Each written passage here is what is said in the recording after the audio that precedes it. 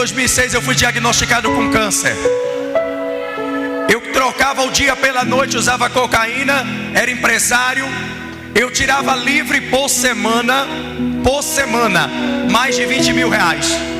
Eu viajava, voltava na semana seguinte com os amigos que eu acreditava ser amigos. Quando um dia eu peguei uma caipirinha na balada e caí no chão, de repente, em meio ao desespero, eu comecei a dar convulsão. Alguns acharam que era a reação da cocaína, das drogas e da heroína que eu usava. De repente me levaram para o hospital. O médico diagnosticou 1% de chance de vida. Um nódulo tomou conta das minhas cordas vocais e da parte da minha mandíbula. Um câncer já havia predominado. Eu tomava por semana cerca de 30 a 35 anticoncepcionais. Eu já não era mais a mesma pessoa, irmãos. A minha imagem era de uma mulher. Aonde eu chegava, as pessoas sabiam que eu de fato era travesti. Porém, naquele dia, quando eu caí, estava no hospital. O desespero tomou conta da família. O médico disse: já ouviu aquele termo? Se vira nos 30, corre, porque esse rapaz aí não tem mais chance de sobreviver. E de repente, eu comecei a perder gradativamente quilos, de uma maneira tão rápida e veloz. Cerca de 85 quilos eu passei a pesar 37 quilos e 700 gramas. Os amigos que eu acreditava estarem do meu lado foram ali tirar uma foto, colocaram naquela rede social da época chamada Orkut, na comunidade, e disseram que eu tinha AIDS. As pessoas começaram a ter nojo de mim. As pessoas começaram a falar. Eles começaram a dizer que eu saía com homens casados, que eu destruía pessoas. Eu, uma pessoa na casa de axé, de uma família de 100 anos de cultura de matrizes africana, não acreditava no Jesus dos crentes. Porém, um dia, uma menina que eu tinha conhecido no colegial ouviu dizer que eu estava doente em casa e resolveu me fazer uma visita, porque o evangelismo naquela época era por folheto. Ela chegou lá, eu não sabia o porquê que ela havia chegado. Ela disse: eu posso cantar uma canção? E ela começou a cantar uma canção. Em meio àquela canção eu comecei a chorar. Eu não pedi para chorar, mas eu estava sentindo a presença de Deus. Ela foi embora, mas a paz ficou. Na primeira madrugada em casa, passando mal, eu comecei a me desfazer de tudo que eu havia conquistado e fui levado imediatamente para o hospital de volta. Dei a primeira parada cardíaca, fui levado para a UTI. 6 semanas depois, Deus, por bondade e misericórdia, usou a mão de um espírita, o melhor especialista em cirurgião. Ele disse: eu vou tratar do caso desse rapaz. A cirurgia custa em torno de 40 a 50 mil. Mas eu estou olhando para ele e eu não sei, eu quero curar, eu quero fazer a cirurgia nele. E eu ali, irmãos, entrei em trabalho de cirurgia. Entrei às 2 da tarde. Naquele dia eu saí às 10 da noite. Dei hemorragia, fiquei em coma, fiquei sem falar. Os médicos abriram parte das minhas cordas vocais. Eu já não falava mais. Escute o que eu quero te dizer, porque quem não acredita em promessa não vive resultado de Deus.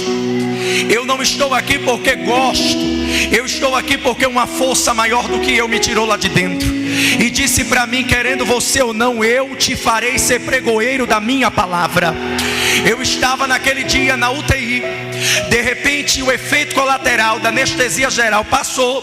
Eu estava na maca, em meio a muitas pessoas entubadas. Eu também estava. Eu desejei tomar um suco de uma fruta afrodisíaca do meu estado de Sergipe, chamada mangaba. E eu estava ali desejando. Eu já fazia dias que não comia, se alimentando por sonda, se alimentando por soro. Já não estava mais com 1% de chance. E eu estava ali dentro. Entrei falando e estava sem falar agora. E de repente, irmãos, era 3h40 da manhã. Eu estou contando isso, mas eu não conto. Então guarda esse testemunho. Quando eu estava ali com muitas dores, com a minha cabeça enfaixada, sem cabelo na cabeça, a beleza passa, a vaidade passa. O seio que eu carregava já não existia mais. Era uma pele e osso. Eu estava ali em cima daquela maca, esperando um abraço de alguém. esperando um apoio de alguém. E de repente eu vi uma pessoa caminhando no corredor. Eu me lembro dos extintores e eu comecei a olhar, e na minha concepção era a enfermeira, por causa do turno que ela trocava a sonda. Quando ela veio se aproximando na minha direção, veio se aproximando, eu olhei, não era uma enfermeira, era um homem. Eu disse: é o médico, ele vai me dar alta. Eu tinha esperança que eu sairia dali vivo. Eu tinha esperança que eu sairia dali com saúde. Quando eu olhei para mais perto, aquele rapaz não olhava nos meus olhos, olhava para o chão. Mas o que me chama a atenção não é ele, era o que ele trazia na mão, uma bandeja. Em cima da bandeja uma taça que nenhuma mesa posta na terra jamais vai ter uma taça como aquela. Eu olhei de novo, olhei novamente. Eu sabia quem eu era, de onde eu tinha saído. E eu não brinco quando estou falando de coisa séria, irmão. Quando eu olhei, ele se aproximou um cadinho de mim, meu corpo se arrepiava, meu corpo esquentou completamente. Não tinha ar condicionado dentro daquela sala que me gelasse. Ele olhou para mim e disse assim: eu te escolhi para que você fale da minha palavra, e aonde você chegar, você vai falar do meu nome. Eu olhei nos olhos dele, eu não conseguia ver o semblante direito. Eu tenho certeza que não era o Senhor Jesus, mas era um anjo enviado da parte do céu. Ele colocou aquele líquido que estava na taça verde na minha boca, e nunca mais eu tive a voz afeminada, nunca mais eu tive uma voz afinada, nunca mais eu parei de cantar. É de dia, é de noite, eu canto e adoro a Ele, porque Ele tirou-me do vale da sombra da morte. Não importa como você chegou hoje aqui, eu quero dizer que a quimioterapia, a radioterapia, eu quero dizer que o coquetel para quem está lutando contra o HIV, eu quero dizer para quem está tomando diazepam, para quem está tomando Rivotril, Deus ainda é Deus dos deuses, Senhor dos senhores. E Ele me tirou do vale da sombra da morte, irmãos, e disse para mim: meu filho, diga que eu estou voltando. Agora eu tenho certeza, tem 18 anos que eu prego, mas nunca houve um tempo que eu estou sentindo que o noivo está chegando. Está perto, irmãos, está perto. Quem vai morar na Nova Jerusalém? Quem vai morar na Nova? Olha para alguém e diga: nunca mais vai pagar conta, nunca mais vai chorar. Não, não.